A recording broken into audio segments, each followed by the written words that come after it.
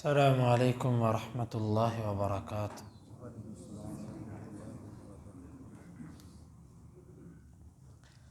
اعوذ باللہ السمیع العلیم من الشیطان الرجیم من حمزہ ونفخہ ونفثہ۔ سورۃ البقرہ آیت نمبر 33۔ قال، اس نے کہا، یا آدم، اے آدم، انبئہم، تو خبر دے ان کو، باسمائہم، ان کے ناموں کے ساتھ۔ فلما، پس جب، انبأہم، اس نے خبر دی ان کو، باسمائہم، ان کے ناموں کی۔ قال، اس نے کہا، الم، کیا نہیں، اقل، میں نے کہا تھا، لکم، تمہارے لیے، انی، بے شک میں، اعلم، جانتا ہوں، غیبا، غیب کو، السماوات، آسمانوں کے، والارض، اور زمین کے، واعلم، اور میں جانتا ہوں، ما، اسے، تبدون، جو تم ظاہر کرتے ہو، وما، اور جو، کنتم، تھے تم، تکتمون، چھپاتے۔ قال یا آدم انبئہم باسمائہم، اللہ تعالیٰ نے کہا، اے آدم، تو ان کو ان چیزوں کے ناموں کے بارے میں خبر دے۔ فلما انبأہم باسمائہم، پس جب اس آدم نے ان فرشتوں کو ان چیزوں کے ناموں کے بارے میں خبر دی، قال الم اقل لکم انی اعلم غیب السماوات والارض، اللہ تعالیٰ نے فرمایا، کیا میں نے تمہیں کہا نہیں تھا کہ میں زمین و آسمان کے غیب کو جانتا ہوں، وَأَعْلَمُ مَا تُبْدُونَ وَمَا كُنْتُمْ تَكْتُمُونَ، اور میں جانتا ہوں جو تم ظاہر کرتے ہو اور جو تم چھپاتے تھے۔ فرشتوں نے اپنی عاجزی اور انکساری کا اظہار کیا کہ اللہ، ہمیں تو اتنا پتہ ہے جتنا تو نے بتایا، جس چیز کا تو نے ہمیں نہیں بتایا ہم اس کے بارے میں کیسے اپنے علم کا اظہار کر سکتے ہیں، ہمارے پاس اس چیز کا علم نہیں ہے۔ اللہ تعالیٰ نے آدم سے کہا کہ آدم، تم ان چیزوں کے نام بتاؤ۔ آدم علیہ السلام نے ان چیزوں کے نام بتا دیے، اس کا نام یہ ہے، اس کا نام یہ ہے، اس کا نام یہ ہے، وہ جو بھی تھی۔ تفاسیر کے اندر لکھا ہوا ہے وہ پیالہ تھا، وہ فلاں چیز تھی، وہ فلاں چیز تھی، لیکن اللہ کے نبی صلی اللہ علیہ وسلم نے ایسا کوئی ہمیں نہیں بیان کیا، بس جو چیزیں تھیں آدم علیہ السلام نے ان چیزوں کے نام بتا دیے۔ جب نام بتا دیے تو اس کے بعد اللہ رب العالمین نے فرمایا کہ میں نے تمہیں کہا نہیں تھا کہ میں زمین اور آسمان کے غیب کو جانتا ہوں۔ یہاں پر اس بات کو ذکر کرنے کا کیا مقصد کہ دیکھو، تم نے اپنے ایک اندازے کے مطابق اور میرے دیے ہوئے علم کے مطابق جو تم نے اندازہ لگایا، تم نے یہ کہا کہ اللہ یہ قتل کرے گا اور فساد کرے گا، ہم کافی ہیں تیری عبادت کرنے کے لیے، ہم تیری تعریف کرتے ہیں، تیرے لیے نماز پڑھتے ہیں، عبادت کرتے ہیں۔ اللہ رب العالمین نے فرمایا کہ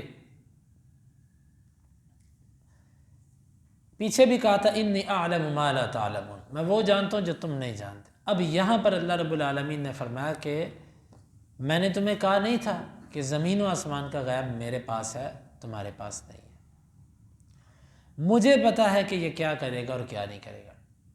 اب دیکھو، میرے سکھانے پر یہ سیکھ گیا اور میرے پوچھنے پر یہ بتا گیا، ایک امتحان تھا جس میں یہ کامیاب ہو گیا، تو اس کا مطلب ہے کہ اگر یہ میرے بتانے سے یاد کر کے اس امتحان میں کامیاب ہوا ہے تو دنیا کے امتحان میں بھی یہ میرے سکھانے سے سیکھ کر کامیاب ہوگا۔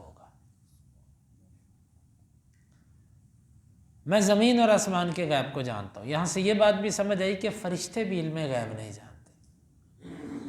جبریل امین وہ فرشتے ہیں کہ جو اللہ کے نبی صلی اللہ علیہ وسلم پر وحی لے کر آتے رہے، اللہ کے حکم سے لے کر آتے رہے، لیکن وہ بھی علم غیب نہیں جانتے۔ تمام فرشتے علم غیب نہیں جانتے۔ اللہ رب العالمین نے فرمایا وَأَعْلَمُ مَا تُبْدُونَ وَمَا كُنْتُمْ تَكْتُمُونَ، اور جو تم ظاہر کرتے ہو میں اسے بھی جانتا ہوں اور جو تم چھپاتے ہو میں اسے بھی جانتا ہوں۔ اس کے مفسرین نے کئی مطلب بیان کیے۔ ایک مطلب اس کا یہ بیان کیا کہ جو تم ظاہر کرتے ہو میں اسے جانتا ہوں، یعنی فرشتے، اور جو تم چھپاتے ہو میں اسے بھی جانتا ہوں، یعنی فرشتوں میں ابھی تک ابلیس بھی تھا، کیونکہ ابلیس پہلے فرشتوں کے ساتھ رہتا تھا۔ تو اللہ تعالیٰ یعنی کہ چھپانے سے مراد ابلیس اور ظاہر کرنے سے مراد فرشتے۔ میں جانتا ہوں تم میں کون کون یہ بات دل سے کر رہا ہے اور کون کون یہ بات اپنے دل میں کچھ اور چھپائے ہوئے ہے۔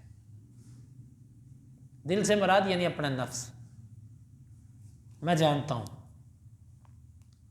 دوسرا اس کا معنی یہ کیا ہے بعض نے کہ جو تم کہہ رہے ہو میں اسے بھی جانتا ہوں اور جو تم اپنے نفسوں میں چھپائے بیٹھے ہو میں اسے بھی جانتا ہوں۔ یعنی کہ تم نے زبان سے تو جو بات کی ہے مجھے اس کا بھی پتہ ہے، اور جو تمہارے نفسوں کے اندر انسانوں کے بارے میں جو خیر خواہی ہے میں اسے بھی جانتا ہوں۔ تم نے یہ بات حسد اور عناد کی بنا پر نہیں کی، لیکن یہ تفاسیر کی باتیں ہیں، اللہ بہتر جانتا ہے۔ اس میں زیادہ راجح بات یہ ہے کہ اللہ تعالیٰ نے اپنے کمال علم کا اظہار کیا کہ میں ہر چیز کو جانتا ہوں، جو تم ظاہر کرتے ہو اس کو بھی جانتا ہوں، اور اگر تم ایک چیز ظاہر نہ کر پاؤ جو تمہارے نفسوں کے اندر ہوتی ہے میں اس کو بھی جانتا ہوں۔ یہ ایک ترغیب اور یہ ایک ڈرانے کا انداز ہوتا ہے۔ جس طرح بندہ کسی کو کہتا ہے نا کہ تم ہر وقت میری نظر میں ہو، تم جہاں بھی ہوتے ہو نا تم میری نگاہ میں ہو، میرے سے اوجھل نہیں ہو تم، تو یہ اس کا معنی ہے کہ تم ہر وقت اللہ رب العالمین کے علم میں ہو اور وہ جانتا جو تم ظاہر کرتے ہو اور جو تم مخفی کرتے ہو۔ یہ ایک امتحان تھا، یہاں سے یہ بات بھی معلوم ہوئی کہ امتحان لینا درست ہے، اور علم کا تجربہ کرنے کے لیے، جائزہ لینے کے لیے امتحان لیا جا سکتا ہے۔ کچھ طالب علموں کا آپس کے اندر تقابل اور مقابلہ کروایا جا سکتا ہے، جس طرح کہ اللہ تعالیٰ نے آدم علیہ السلام اور فرشتوں کے اندر تقابل کیا علم کے ذریعے۔ اور یہاں سے یہ بات بھی سمجھ آئی کہ اللہ تعالیٰ کے پاس سب سے اشرف چیز جو ہے نا وہ علم ہے۔ اسی لیے اللہ تعالیٰ نے جو پہلی وحی اتاری وہ بھی علم سے تھی، اقرأ، پڑھو، اقرأ، پڑھو۔ علم اشرف ہے، لیکن علم سے مراد یاد رکھیے گا آج کل یہ علم کا لفظ اسکولوں، کالجوں اور ان جگہوں پر بڑا استعمال ہوتا ہے، اور مدارس اور مساجد کو دبا دیا گیا۔ یہ تو ویسے زیادتی ہے، یہ تو زیادتی ہے نا کہ اللہ کے نبی صلی اللہ علیہ وسلم جو علم دے کر گئے اس کو علم کا نام ہی ختم کر دیا، اور جو علم جو دنیا داروں نے بنایا اس کو کہہ دیا کہ جی علم اعلیٰ تعلیم یہ ہے۔ یہ تو اللہ کے نبی صلی اللہ علیہ وسلم کے بھی توہین اور آپ کے دیے ہوئے علم کی بھی توہین۔ اللہ تعالیٰ نے جس علم کی وجہ سے آدم کو فضیلت دی ہے وہ علم کون سا تھا؟ وہ اللہ کا دیا ہوا علم تھا۔ تو کوئی کہے گا یہ علم بھی تو اللہ کا دیا ہوتا ہے، بھئی ویسے تو سب کچھ اللہ کا دیا ہوتا ہے، دنیا میں کوئی بھی کام جو ہے وہ اللہ کے چاہنے کے بغیر نہیں ہوتا، لیکن مسئلہ یہ ہے کہ کیا یہ علم اللہ کی پسندیدہ بھی ہے کہ نہیں ہے، رضا بھی ہے؟ اور پھر ٹھیک ہے ہم اس علم کے خلاف تھوڑی ہیں، ہم بھی چاہتے ہیں کہ سائنسدان، ڈاکٹر، انجینئر جو تم سے بنا جاتا ہے بنو، لیکن دکھ تو تب ہوتا ہے جب ساری زندگیاں آپ اس کے لیے خرچ کر دیتے ہیں، اور جب قرآن اور حدیث کی باری آتی ہے تو آپ کہتے ہیں ہمیں نہیں پتہ، میں نے یہ پڑھا ہی نہیں ہے۔ یہ ظلم نہیں کہ ایک بندہ 15 سے 20 سال اپنے بچے پر لاکھوں روپیہ لگاتا ہے دنیا کی خاطر، ایک بندہ 25 سال 20 سال لگا کے PhD تک کر جاتا ہے، کئی زبانیں سیکھ جاتا ہے، کئی علوم یاد کر جاتا ہے، اس کو قرآن اوپر سے دیکھ کے پڑھنا نہیں آتا، اگر آتا ہے تو اس کو قرآن کا ترجمہ نہیں آتا، اگر کسی لفظ کا ترجمہ آتا ہے تو اس کو قرآن کا فہم نہیں ہے، اس کو حدیث نہیں آتی۔ تو جس علم کی بنیاد پر اللہ تعالیٰ نے آدم علیہ السلام کو فضیلت دی تھی، آج بھی انسان کی فضیلت اسی علم کی بنیاد پر ہے۔ یقین مانے اللہ تعالیٰ نے جو عزت دی ہے نا، اللہ تعالیٰ نے عالم کو جو عزت دی ہے، قرآن و حدیث کے حامل کو جو عزت دی ہے، وہ دنیا میں کسی کے پاس وہ عزت نہیں ہے۔ یہ جو مصلی رسول ہے، یہ جو ممبر رسول ہے، اس کا جو اعزاز اللہ تعالیٰ نے دے دیا، اسلام کے اندر سب سے بڑا عہدہ مصلی ہے۔ ابھی تو اس مصلی کی لوگوں نے قدر نہیں کی۔ مصلی پر کھڑا کون ہوتا تھا؟ مصلی پر کھڑا وہ ہوتا تھا جو مسلمانوں کا حاکم ہوتا تھا، جو خلیفہ ہوتا تھا، مصلی پر کھڑا وہ ہوتا تھا۔ لیکن بعد میں ایسے لوگ آئے خلافت پر یا حکومت پر، ایسے لوگ آئے کہ جن میں یہ صلاحیت ہی نہیں تھی، پھر وہ دین سے پیچھے ہٹ گئے، وگرنہ اس ممبر پر اور اس مصلی پر حاکم کھڑا ہوتا تھا۔ یہ اتنی، یعنی کہ حاکم سے مراد خلیفہ جو کتاب و سنت کا نفاذ کرنے والا ہوتا تھا، اتنی یہ مقدس چیز ہے۔ تو یہ ABC اور 2 ایکم 2 اور 2 دونی 4 پڑھنے سے تو مصلی نہیں ملنے لگا، یہ تو قرآن و حدیث پڑھنے سے ملے گا۔ تو لہٰذا علم جو ہے وہ وہی علم ہے جو قرآن و حدیث کا علم ہے۔ ہاں، دوسرے علوم آپ سیکھیں، وہ آپ کو فائدہ دیں گے۔